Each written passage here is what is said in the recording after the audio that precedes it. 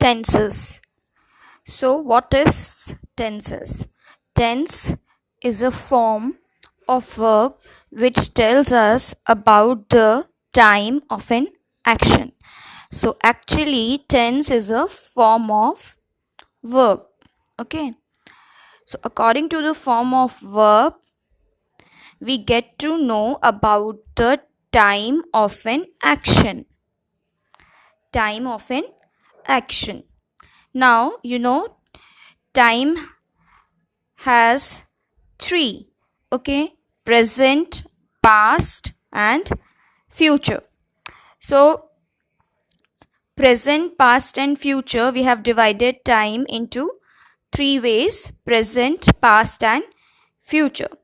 So, if I write example, I write. So, this is the first form of verb. First form of verb. So, a verb that refers to present time is said to be in the present tense. So, write is a first form of verb, and this verb referring to the present time. So, if a verb is referring to present time, then that tense will be called present tense. Okay, like in the same way, example number 2, here I wrote. So, wrote is the second form of verb, and second form of verb denotes past, like first form of verb denotes present. Yes. So a verb that refers to past time. So this verb is referring to past time because it is second form of verb. So this tense is called past tense. Now take a third example. I shall write. Now shall plus write. This refers to future. So a verb that refers to future time. Shall write is referring to future. So a verb that refers to future time is said to be in the future tense. So this will go in future tense. That means while studying tenses, while writing tenses, we have to focus on verb.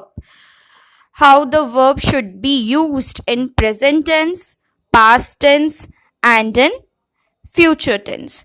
Like first form of verb for the present tense, second form of verb for the past tense, and will or shall plus V1 first form.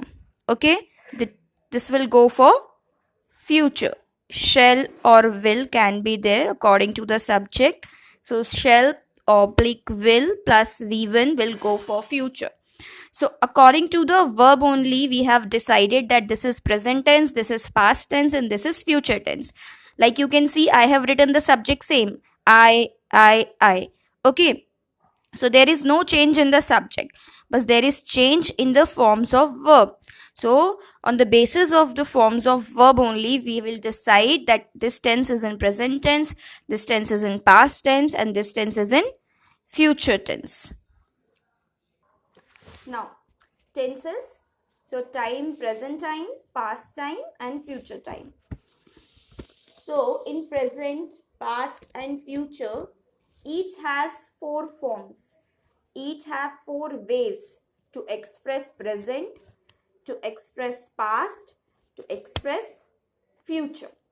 Now, like in present, first is simple present, present continuous, present perfect, present perfect continuous.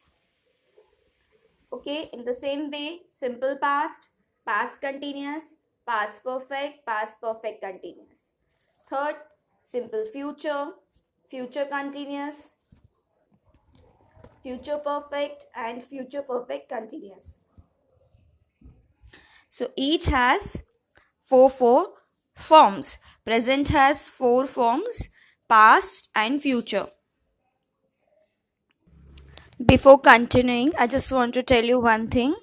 See, subjects. Subject means noun or pronoun, okay? So, We have divided subjects in category singular, plural. He, she, it, or any singular name comes under singular subjects. I, we, you, they, or children, buildings, plural name, etc. comes under plural subjects. So he, she, it, or any name, singular. I, we, you, they, or any plural name comes under plural subjects. So these are called singular subjects and these are called plural subjects. And remember one thing, singular subject takes singular verb, plural subjects take plural verbs. Okay, now first we will continue with the present tense. All the present we will study simple present, and then present continuous, then present perfect, and present perfect continuous. After that we will take up past, all four forms of past, and then we'll do future tense. Okay, so first I'm starting with the present tense, that means simple present. So simple present, I have written a rule over here, like affirmative, sentence structure. Affirmative means positive, negative, interrogative means question asking. So there is a structure, there is a rules for writing the tenses, so that we can use the correct form of verb. According to the verb only, uh, tenses work. If the verb form is correct, then the tense is correct. So we have to write a rule. So rule is affirmative, subject plus first form of verb plus s or es. This s or es is optional, it is not compulsory. Okay, there is some certain conditions, there only we have to use s or es, and then we will write object. In negative, we will repeat the subject, same subject, and then do or does. You have a choice between do or does. According to the subject only you will use do or does. Then it is negative, so you have to write not, and then first form of verb only v1 and plus object. Interrogative structure, this do does, this is auxiliary, auxiliary means helping verb. Okay, and this first form of verb is called main verb. V1, here V1 and here V1. This is called main verb. Do does, these are called auxiliaries, helping verb. So in interrogative, first auxiliary will come, helping verb will come, do does, then subject, means do does first, subject after it. And then same, first form of verb, object, and question mark, compulsory. Question mark you have to put because it is interrogative. Now see, singular subjects take singular verbs. I told you. So he, she, it, or Rohit. I have taken a name Rohit. So these are singular subjects. So this will take singular verb. So when we add s or es to the verb, then it will become singular. So I write, he writes, she writes, it speaks, Rohit writes.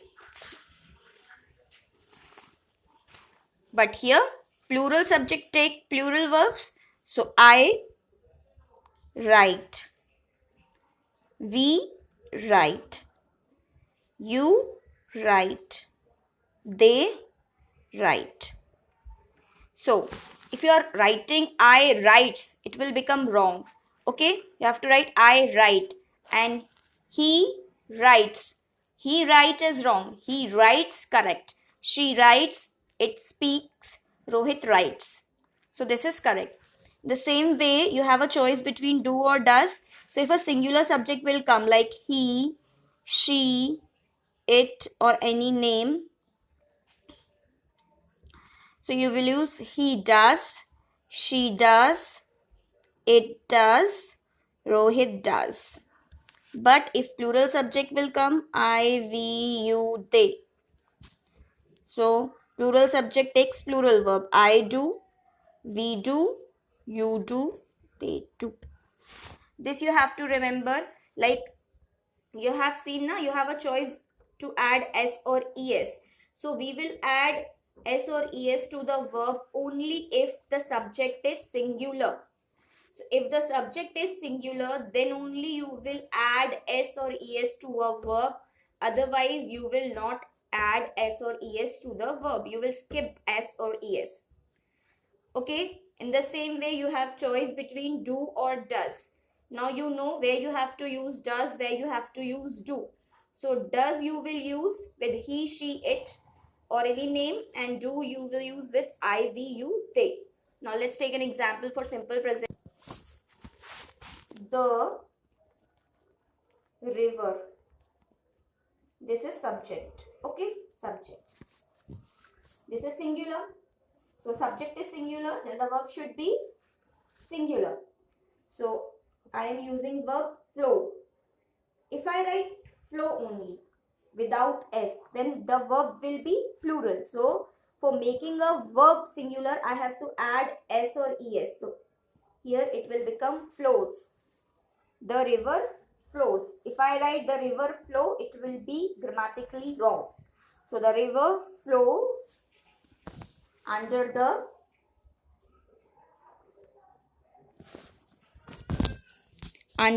bridge. Now next I am making negative subject. I am repeating the again same subject, the river. The river again singular subject. So for singular subject you have to use does, not do. So the river does not V1, only V1 flow, not flows, because singular subject, singular verb, singular subject, singular verb. For making verb singular we add s or es, but here also we have already written singular subject, singular auxiliary. So the first form of verb, the river does not flow the bridge. Making interrogative, for interrogative you have to write first auxiliary verb. What is auxiliary? Do or does. So what I have to write here? Does, because I am writing the subject singular. So does the river flow the bridge? Question mark. Next, if I have to make a double interrogative, means a question which starts from WH family. So I am using a WH word where. So where, now same. After where, first you will add WH here, then the same rule will repeat. Do does, so you have to use does here because you are writing the river singular. Where, then do does, then subject will come. So what is subject? The river. And then what is verb? Flow. And what is object? The bridge. Question mark. So where does the river flow? Under the bridge. Under the bridge.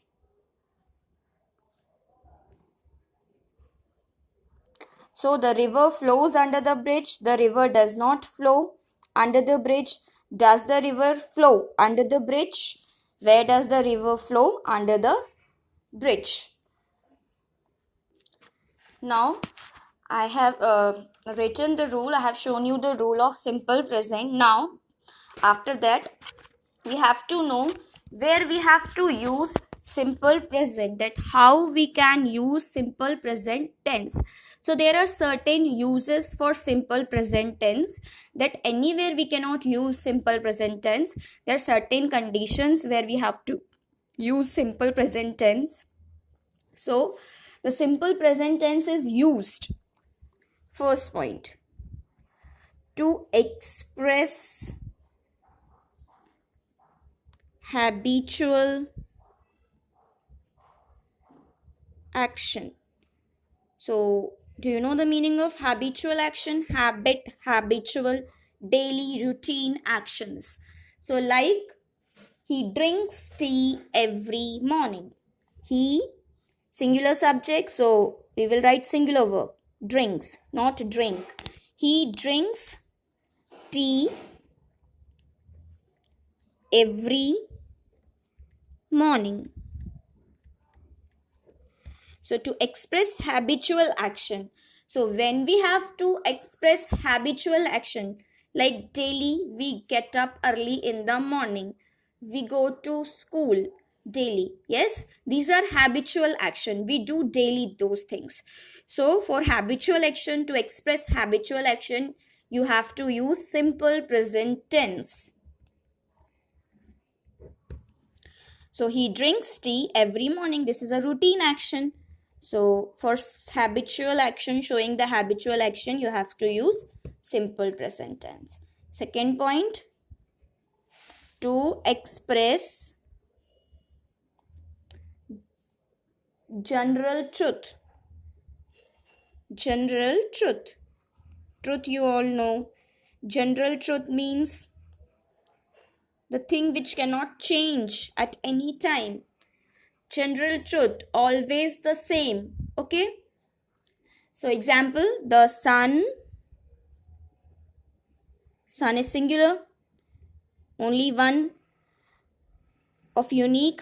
The sun rises, so singular subject, singular verb. The sun rises in the east. So this is general truth. So the sun rises in the east. Okay. And always it will rise in the east only. Okay. So this is general truth, never going to be changed. So the general truth, universal truth that will never going to be changed, that will be expressed in simple present tense. Like you all can say the earth revolves round the sun. So those are general truth. Okay. Third point. To express means show. To express a future event,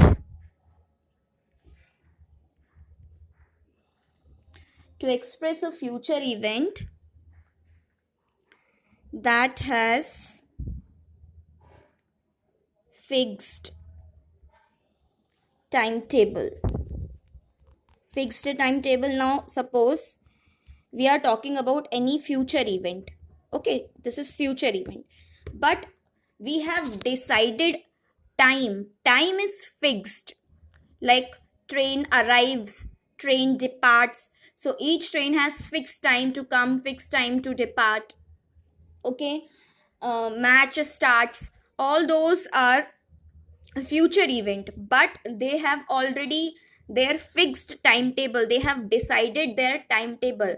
So if we have to talk about any future event, any future action, but we have decided the time of that future event, so we will not express that action in future, we will express that action in simple present tense.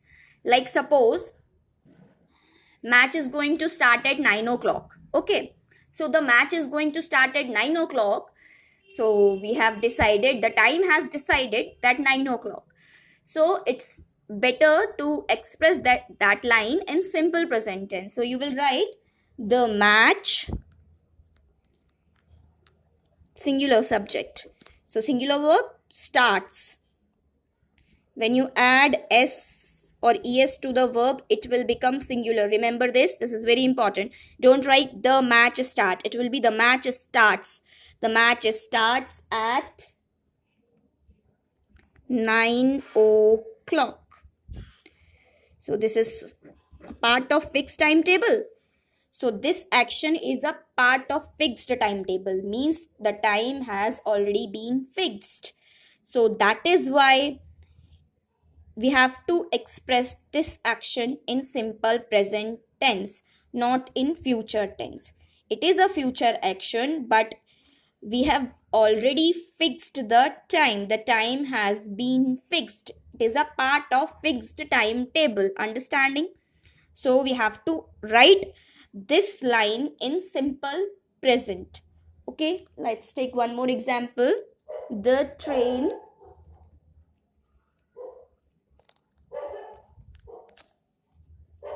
leaves